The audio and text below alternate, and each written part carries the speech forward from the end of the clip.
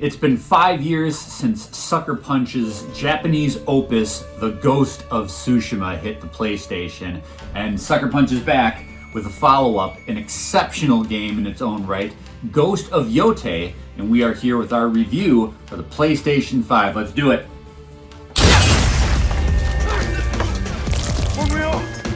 How can it be? Now, Ghost of Yotei takes place 300 years after Ghost of Tsushima. We've got a new location, we've got a new protagonist, and we've got a new mission. Let's talk about some of the differences between the two games. What sets Ghost of Yotei apart? What's different about it? In Ghost of Yotei, you're trying to avenge your parents because they were killed. The main narrative is much more personal in Ghost of Yotei. You're going against a group called the Yotei 6. They're the people that killed your parents. You're on a revenge mission, and it's a very personal mission that you're on. Whereas in Ghost of Tsushima, it was one man versus an invading army, and you were kind of like a superhero trying to protect the world. In Ghost of Yotei, you don't care about the rest of the world. All you care about is your bloodlust. All you want to do is get the people that killed your parents, and it's a much different way to do things because the stakes are much smaller. There's no invading army. I feel like you are driven by her personal story. You relate more to the character as opposed to this big war that's going on, right? Mm-hmm. Let's talk a little bit about the combat. In Ghost of Tsushima, it's more about changing your form and which stance you have, but I feel like in Ghost of Yotei, you're more of choosing which weapon is best, or which gun is best, or which whatever.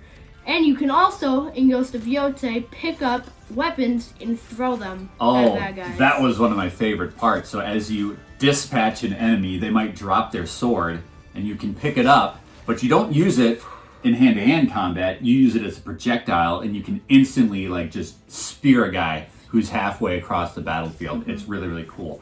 But you speak about the stances and the weapons. That's kind of what sets this game apart. In Ghost of Tsushima, you had a selection of different battle stances for different enemy types. So if there were large tank characters, you had a battle stance for them. If there were ranged people, you had a battle stance for them. And that's how you selected how to approach certain fights. But in Ghost of Yotei, your arsenal is much more diverse, and it isn't about your battle stance, it's about which weapon you take into your fight. What were some of the weapons that you get in this game that weren't in Ghost of Tsushima at all? Because there's a lot. There is, first of all, katana. Mm-hmm. There's dual katana. There is Kasurigama. There is the Yari. There is a musket. There is a longbow, a heavy bow. But there's all sorts of different weapons that Jin Sakai did not have that Atsu does. There's also different areas. Like when you start the game, you're in your family's sunny area, but as you go along, you get into this rainforest area. There's a snowy area. There's kind of like a beachy area. Mm-hmm. It's really cool as you go along, fighting in these new environments and new bad guys as you go along. You are playing along and you meet this wolf. And this wolf you think is a bad guy. But as you follow this wolf, he leads you to these camps and he fights with you. And as you go along in this game, your bond with the wolf becomes greater and greater until you're best friends and you can call the wolf. He'll fight with you. You can do cool standoffs. He'll do a standoff, you'll do a standoff. It's really cool. You can level up the wolf, the wild wolf companion. You can level him up. And he can also save your life. Mm-hmm. Like if you're killed in battle and the enemy's about to do the finishing blow, just randomly the wolf will come out and he'll revive you. Really, really cool to have this animal companion. He's not like your horse, like your steed.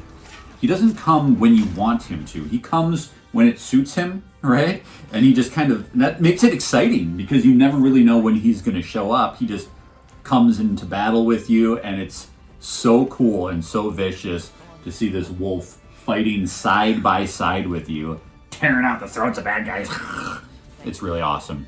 Now let's talk about the family focus. Every review here at Megadads, we talk about if this game is appropriate to play with your kids or in front of your kids. How does Ghost of Yotei stand in regards to family appropriateness? I think this game is fairly appropriate. There's violence, there's lots of violence, but there's not that many bad words. Lots of killing and blood. Don't play it in front of your kids, but if your kids is like older, like me or older, then they could probably play it. One thing that's really nice about these games is you can actually filter on and off the blood. It's not overly grotesque, and you can kind of adjust it. It's just a lot of action, a lot of revenge and anger, and a lot of killing. Let's get this over with! That brings us to our final score for Ghost of Yotei. As you may have noticed from what we're wearing and what we've said during this review, we're big fans of Ghost of Yotei. This is a top tier PlayStation first party game. If you like your Horizons, if you like your Ratchet and Clanks, if you like your Gods of War, you are gonna love Ghost of Yotei. Sucker Punch delivers a knockout punch with their follow-up to their exceptional Ghost of Tsushima. Ghost of Yotei stands tall on its own. It is magnificent. Elliot, what do we score Ghost of Yotei? 5 out of 5. 5 out of 5. This is some of the best gaming you can have on your PlayStation 5, which gets it 5 stars. Thank you so much for watching this Megadads review. Make sure you're subscribed to the channel. Make sure you like the video. We have all sorts of cool reviews, and we've got more to come, so make sure that you stay tuned right here to Megadads. This is fun. Fully grown.